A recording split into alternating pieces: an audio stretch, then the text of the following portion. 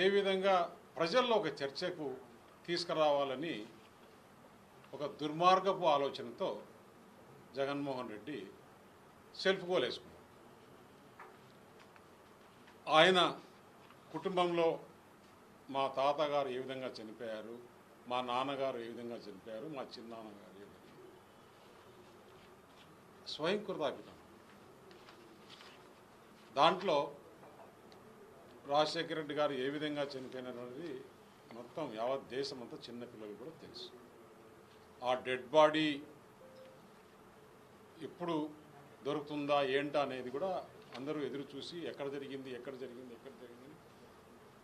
ఆ హెలికాప్టర్ యాక్సిడెంట్లో ఆ రోజు వాతావరణం అనేది అందరికీ తెలిసింది. ఇంతకుముందే కేశవ్ గారు చెప్పినట్లు దాన్ని ఏ విధంగా చిత్రీకరించారో చూశాం.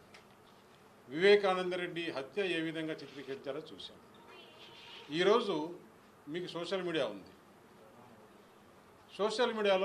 మీ సోషల్ మీడియాలోనే ఒక క్వశ్చన్ వేసుకోండి. రాష్ట్ర ప్రజలారా, వివేకానందరెడ్డి హత్యను ఏ విధంగా భావిస్తున్నారు, ఎవరు చేశారని. 80% 90% మీ మీద ఆరోపణలు రాకుండా నేను రాజకీయం నుంచి సన్యాసం తీసుకుంటాను. ఓపెన్ ఒక ప్రెస్ క్లబ్లో ఒక సోషల్ మీడియా పెట్టి మీరు ఓపెన్ చేయండి. ఈ క్వశ్చన్ చేసి మీరు ఓపెన్గా ఎవరైనా దీని మీద ఆన్సర్ చేయండి.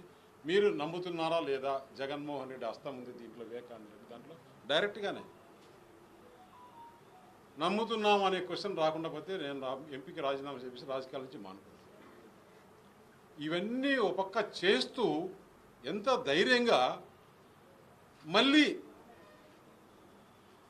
ఈ విషయాన్ని తీసుకొని వచ్చి అంటే అతను ఆలోచన ఏంటంటే జగన్మోహన్ రెడ్డి ఒక క్రిమినల్, ఈ గొడ్డలి అనేది బాగా ప్రజల్లోకి పోయింది.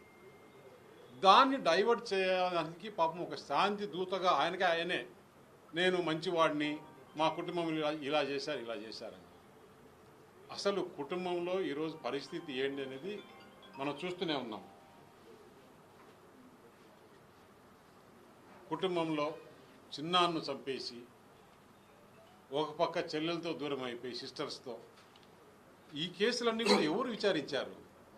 చంద్రబాబు నాయుడు లేకపోతే కూటమి ప్రభుత్వం కాదు, సిబిఐ విచారించేసి ఈరోజు వైఎస్ భాస్కర్ రెడ్డిని ముద్దాయి చేసి మిగతా మీ దగ్గర ఉండే కుటుంబ సభ్యులందరినీ ముద్దాయిలు చేసి వాళ్ళు జైల్లో ఉన్నారు. ఇప్పటికీ ఇంకా కూడా వివేకానందరెడ్డి హత్య అప్పుడెప్పుడో నిజంగా దేవాంశ్ లేడు, లేకుంటే ఆయనకు చిన్నపిల్లోడు, లేకుంటే ఆయనే కొంచెం 10-15 సంవత్సరాలు వచ్చింటే ఆయనే పాత్ర ఉందని కూడా జగన్మోహన్ రెడ్డి చెప్పి నమ్మించే విధంగా ప్రయత్నం చేసేవాడు.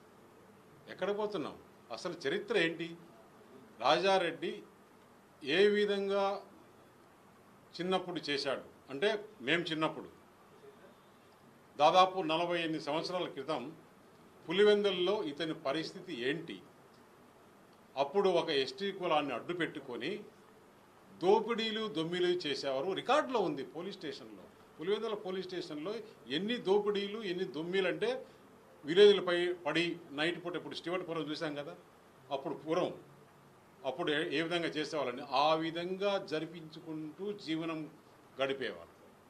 అక్కడి నుంచి కోడూరులో మంగంపేట వెరైటీస్ బాగున్నాయని చెప్పేసి అక్కడ సుబ్బనర్సయ్య దగ్గర ఒక టిప్పర్ పెట్టుకొని ఆయన దగ్గర పనిచేస్తూ ఈ మైండ్లో బాగా ఆదాయం వస్తుందని చెప్పేసి ఆయన్ను మర్డర్ చేసినప్పటి నుంచి ఆ టేస్ట్ అనేది చూశాడు. ఒకరిని చేసేస్తే ఏ విధంగా ఆదాయం వస్తుందని.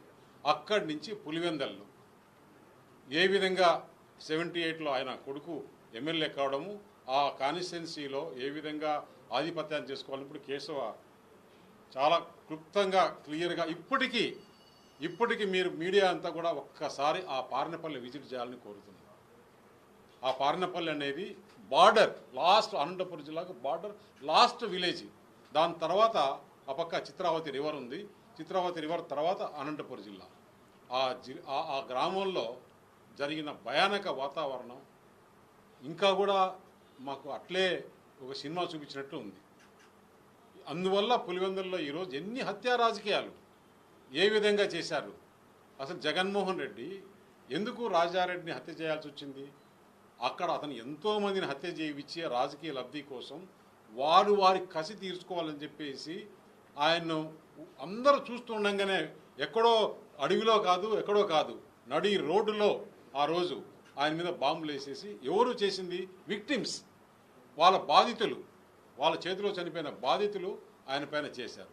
దానిపైన జగన్మోహన్ రెడ్డి అప్పుడు కొంచెం వయసు వచ్చి 35-32 సంవత్సరాలు ఉంటాయి.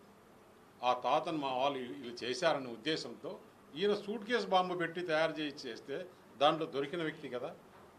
ఆ రోజు అక్కడ ఇప్పుడు కడపలో ఏఎస్పీగా ఉన్నాడు ఒక ఎస్ఐ ఉన్నాడు ప్రకాష్ అని. ఆ ఎస్ఐని జగన్మోహన్ రెడ్డి కొట్టని పోయి అది కేసు ఉంది. రాజారెడ్డి పైన రౌడీ షీటర్ కేసు, దొమ్మి కేసులు, ఇన్ని కేసులు హిస్టరీ. అప్పుడు తెలుగుదేశము ఇవన్నీ గవర్నమెంట్ కాదు, అప్పుడు చంద్రబాబు నాయుడు ముఖ్యమంత్రి కాదు. మీ గవర్నమెంట్లోనే రాజారెడ్డి పైన రౌడీ షీటర్.